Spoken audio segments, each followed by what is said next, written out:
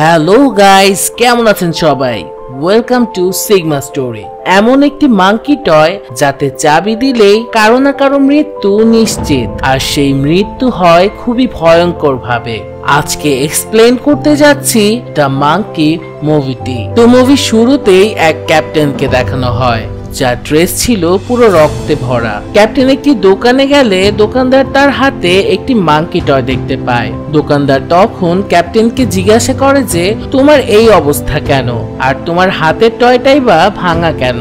Monkey toy drum বাজাচ্ছে না। Captain উত্তরে বলে, ঈশ্বরকে ধন্যবাদ জানাও যে ড্রাম বাজছে না। কথা শেষ হতে না হতেই মাঙ্কি টয় ড্রাম বাজানো শুরু করে দেয়। তখন দোকানে সব অদ্ভুত কাণ্ড ঘটতে থাকে। এর পরের দৃশ্যে একটি ইঁদুরকে দেখানো হয় যা একটি রশি কেটে ফেলে, যার ফলে রশিতে বাঁধা একটি কুড়াল একটি স্ট্যাচুর উপর গিয়ে পড়ে, আর স্ট্যাচুর হাতে থাকা অ্যারোগানটি অটোমেটিক কিভাবে যেন শুট হয়ে যায়, আর তীর গিয়ে লাগে সোজা দোকানদারের পেটে। দোকানদার কিছু বুঝে ওঠার আগেই তার মৃত্যু ঘটে। আসলে এই মাঙ্কি টয়টি ছিল অভিশপ্ত। যখনই এটা ড্রাম বাজাতো তখনই কারো না কারো ভয়ানকভাবে মৃত্যু হতো। ক্যাপ্টেন এ সম্পর্কে সব জানতো। মাঙ্কি টয়ের এই ভয়ানক কিলিং গেমে ক্যাপ্টেন সম্পূর্ণ ক্লান্ত হয়ে পড়েছিল। ক্যাপ্টেন ডিসিশন নেয় যে এই মাঙ্কি টয়টাকে সে পুড়িয়ে ফেলবে। ক্যাপ্টেন যখন মাঙ্কি টয়টিকে পুড়াচ্ছিল, মাঙ্কি টয় জ্বলন্ত অবস্থাতেও যেন হাসতে থাকে। মাঙ্কি টয় এমনটা বুঝাচ্ছিল যেন এই ডেড গেম এখানেই শুরু। ক্যাপ্টেন তখন জোরে জোরে বলতে থাকে, আমি আমার বাচ্চাদের জন্য অনেক বড় এক বিপদ রেখে যাচ্ছি। এরপর সিন চলে আসে 1999 সালে। এখানে ক্যাপ্টেনের দুই ছেলে হেল এবং বেলকে দেখানো হয়, যারা ছিল যমজ ভাই। ক্যাপ্টেন বর্তমানে আর বেঁচে নেই। তার দুই সন্তান এখন তাদের মায়ের সাথেই থাকে। তাদের মা কাজ নিয়ে এতটাই ব্যস্ত থাকতো যে বেল এবং হেল নিজেদের সাথেই বেশিরভাগ সময় কাটাতো। তারা দুই ভাই তাদের বাবার সম্পর্কে জানার জন্য অনেক কিউরিয়াস থাকতো, কিন্তু তাদের মায়ের কাছে বাবা সম্পর্কে জিজ্ঞাসা করলে মা তেমন বেশি কোনো কথা বলতো না। একদিন বেল এবং হেল তাদের বাবার জিনিসপত্র চেক করে দেখছিল, যেখানে তারা তাদের বাবার মিলিটারি ড্রেসের সাথে একটি বক্স খুঁজে পায়। বক্সটি খোলা হলে আমরা সেই মাঙ্কি টয়টি দেখতে পাই, যা আমরা মুভির শুরুতেই দেখেছিলাম। বক্সে লেখা ছিল, এই মাঙ্কি টয়তে চাবি ভরো, তারপর দেখো কি হয়। বেল হেলকে বলে, আমাদের এটা করা উচিত। তখন হেল মাঙ্কিতে চাবি ভরে দেয়, কিন্তু সেখানে কিছুই হয় না। হয়তো এই খেলনাটি পুরাতন হয়ে নষ্ট হয়ে গেছে। এটা ভেবে তারা বাইরে চলে আসে। তারা তো আর মাঙ্কি টয়ের আসল সত্যটা জানতো না। বেল এবং হেলের তাদের ন্যানির সাথে আজ এক লাইভ কিচেনে যাবার কথা, আর এতে তারা দুজনেই অনেক খুশি ছিল। তারা যখন গাড়িতে এসে বসে তখন হেল লক্ষ্য করে যে মাঙ্কি টয়টি আগে থেকেই গাড়িতে আছে। হেল একটু অবাক হয়ে যায়, কারণ সে তো নিজের হাতেই মাঙ্কিকে বক্সে রেখে এসেছিল। হেল এতে অবাক হলেও এত একটা মনোযোগ দেয় না, আর চলে আসে লাইভ কিচেনে। তারা যখন লাইভ কিচেনে খাবার এনজয় করছিল তখনই হেল একটা অদ্ভুত আওয়াজ শুনতে পায়, আর তা হলো মাঙ্কি টয়ের ড্রাম বাজানোর শব্দ। সে কোনোভাবেই বুঝতে পারছিল না যে মাঙ্কিকে সে তো গাড়িতে রেখে এসেছে, তাহলে ড্রাম বাজানোর শব্দ এখানে আসছে কি করে। হেল এই শব্দ নিয়ে চিন্তা করছিল। তখনই লাইভ কিচেনে রান্না করতে থাকা শেফের হাত থেকে একটি নাইফ ভুলে গিয়ে লাগে ন্যানির গলায়, আর খুব ভয়ঙ্কর ভাবে সেখানে ন্যানির মৃত্যু ঘটে। সবাই মনে করে এটি একটি অ্যাক্সিডেন্ট, কিন্তু হেল বুঝতে পারে যে এটা কোনো অ্যাক্সিডেন্ট না, বরং অন্য কিছু। বেল এবং হেল তাদের ন্যানির মৃত্যুতে খুবই কষ্ট পায় এবং মন খারাপ করে। তখন তাদের মা বেল এবং হেলকে বোঝায়, আসলে মানুষের জীবনটাই এমন, কখনকার কি যে হয়ে যায় কেউই বলতে পারে না। হেল ঘরে ফিরে মাঙ্কি টয়ের সামনে যায় এবং মাঙ্কিকে প্রশ্ন করে, এইসব কি তোমার কাজ? তখনই সেখানে বেল এসে যায় এবং হেলকে প্রশ্ন করে, এসব কি করছো? হেল বেলকে সবকিছু খুলে বলতে থাকে। মাঙ্কির গাড়িতে পৌঁছানো, তার ড্রাম বাজানোর শব্দ শুনতে পাওয়া। আসলে হেলের কাছে মনে হয় যে মাংকির কারণেই ন্যানির মৃত্যু হয়েছে। বেল হেলের কথা শুনে বিশ্বাস তো করেই না, বরং পরের দিন মজা করে তার স্কুলের সব বন্ধুদের হেলের কথা শেয়ার করে। স্কুলের সবাই তো হেলকে নিয়ে মজা করতে থাকে। তখন হেল রাগ করে স্কুল থেকে বাড়ি ফিরে আসে আর রাগের মাথায় মাংকি টয়ের চাবি ঘুরিয়ে দেয় আর বলে উঠে, চলো পারলে আমার ভাইকে মেরে দেখাও। হেল রাগের মাথায় এটা কি করলো, এর পরিণতি সম্পর্কে হেলের কোনো আইডিয়াই নেই। এর পরের দৃশ্যে দেখানো হয় নিচের ফ্লোরে তার মা তাদের জন্য রান্না করছিল। হঠাৎ করেই তার মায়ের নাক মুখ দিয়ে রক্ত আসতে থাকে এবং তার মা অদ্ভুতভাবে সেখানে মারা যায়। ডাক্তারদের মতে ব্রেনে রক্তক্ষরণের জন্য তার মা মারা গেছে, কিন্তু হেল তো সব সত্যি জানতো যে তার এক ছোট ভুলের কারণে তার মা আজ তাদের মাঝে নেই। ঘরে ফিরে হেল রেগে একটি চাকু নিয়ে মাংকি টয়টি ভেঙে ফেলে, কিন্তু পরের দিন সকালে ঘুম থেকে উঠে সে আবারও সেই মাংকি টয়টিকে দেখতে পায়। অবাক কাণ্ড, মাংকি টয়টি সম্পূর্ণ ঠিকঠাক ছিল। অন্যদিকে মার মৃত্যুতে বেল খুব কষ্ট পেয়েছিল, এমনকি তার মার ফেনারেলের কাপড় সে 3 দিন ধরে পরেছিল। পরের দিন তাদের এক আঙ্কেল তাদের নিতে তাদের বাসায় আসে, কারণ মা বাবার অবর্তমানে কাউকে না কাউকে তো তাদের দায়িত্ব নিতেই হতো। তাদের আঙ্কেল বাসায় আসার পরেও হেলের মনে খুব অস্বস্তি হচ্ছিল, কারণ সে সব কথা বেলকে শেয়ার করতে চায়। অনেক সাহস করে হেল বেলকে সব কথা খুলে বলে যে তাদের মায়ের মৃত্যু সেই মাংকি টয়ের ড্রাম বাজানোর কারণেই হয়েছে আর এটা হেলেরই ভুল। হেল তখন বেলকে বলে যে আমি নিজেই রাগ করে মাংকিতে চাবি ঘুরিয়েছিলাম। যখন মাংকিতে চাবি ঘুরানো হয় তখনই একজনের মৃত্যু হয়ে যায়। বেল হেলের কথা মোটেও বিশ্বাস করে না। বেল বলে, আচ্ছা ঠিক আছে, এমনটা হলে প্রুফ করে দেখাও, মাংকিতে আবারও চাবি লাগাও। হেল বেলের কথা শুনে আবারও মাংকিতে চাবি ঘুরায়। তারা এটাও বুঝতে পারে না যে এখন এর কারণে কারো মৃত্যু হতে পারে। তখন তাদের চাচাকে দেখানো হয় যে কিনা হর্স রাইডিং করার সময় পড়ে যায় এবং তার উপর দিয়ে অনেকগুলো ঘোড়া চলে যায়, যার কারণে তাদের আঙ্কেলের সেখানেই মৃত্যু হয়।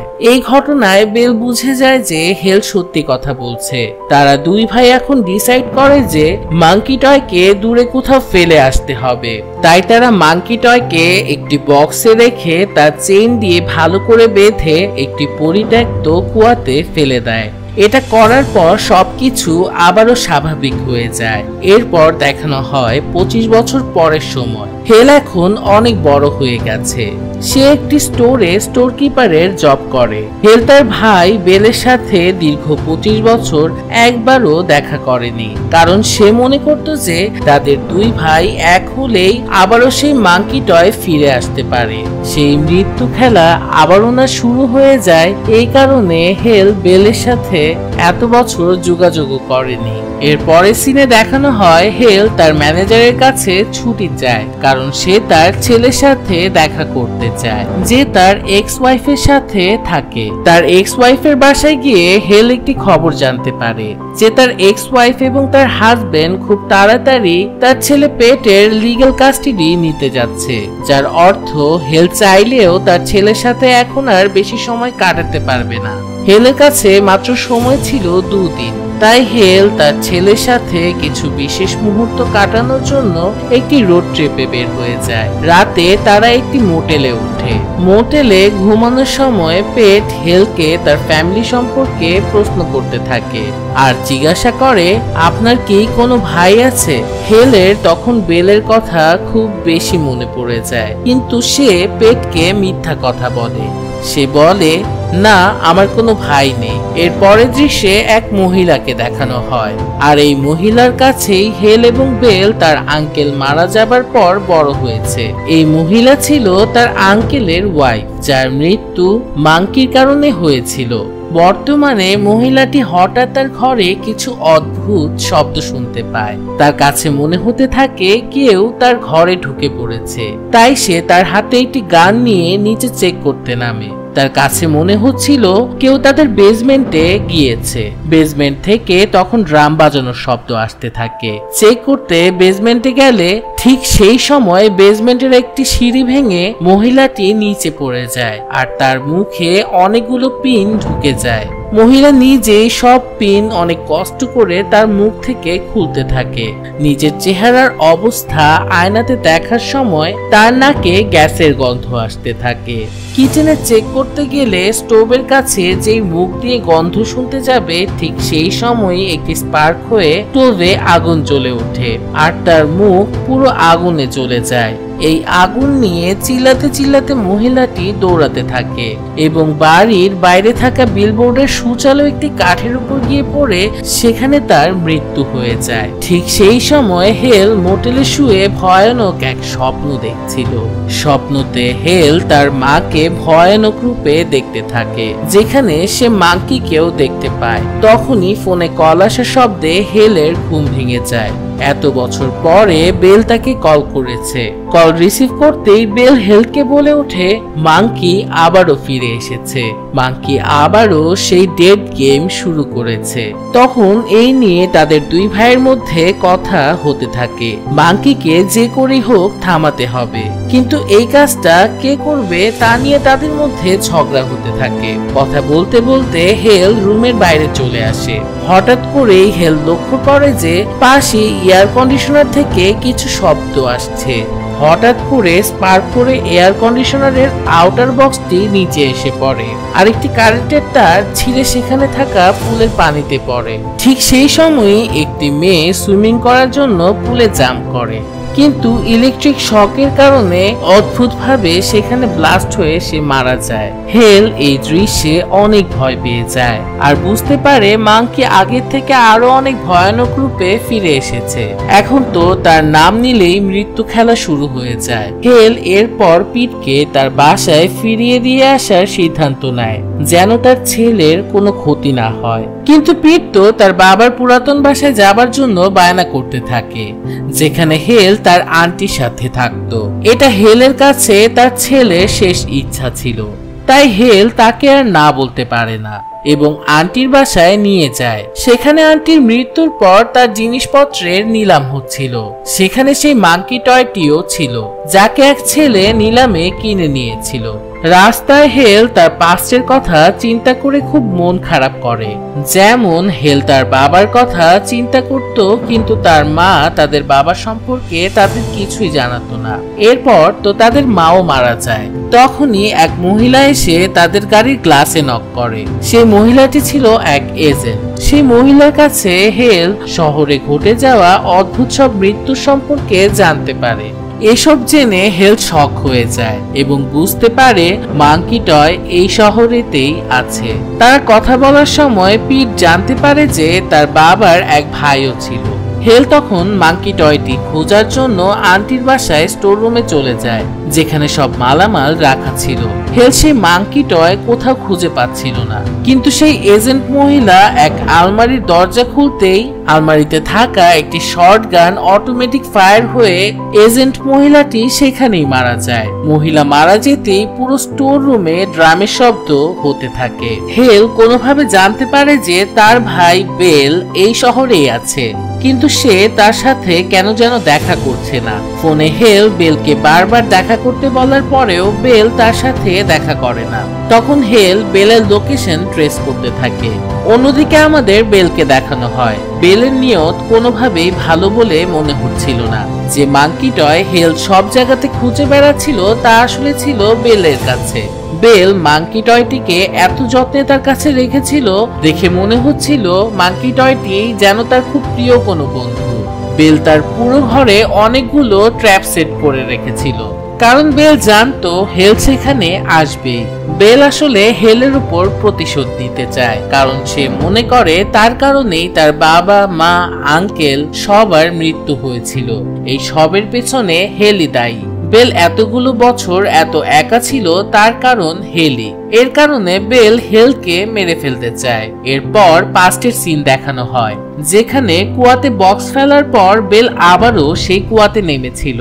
কিন্তু অবাক করা বিষয় যে সেখানে বেল মাঙ্কি বক্সটি খুঁজে পায় না, শুধু মাঙ্কি টয়ের চাবিটি খুঁজে পেয়েছিল। এরপর থেকেই বেল মাঙ্কি টয়কে খুঁজতে থাকে। ফাইনালি সে মাঙ্কি টয় সে তার আন্টির বাসায় খুঁজে পায়, যা সে অন্য একটি ছেলেকে দিয়ে কিনে নিয়েছিল। যে ছেলেটি বেলকে মাঙ্কি টয়টি বেচেছিল, কেন যেন সে এখন মাঙ্কি টয়টি ফেরত চাচ্ছিল। সেই ছেলেটি হেলের আন্টির বাসায় গিয়ে হেল এবং তার ছেলে পিটকে গান পয়েন্টে দাঁড় করিয়ে তাদেরকে বলে যে করেই হোক বেলের কাছ থেকে সেই মাঙ্কি টয়টি তাকে এনে দিতে হবে।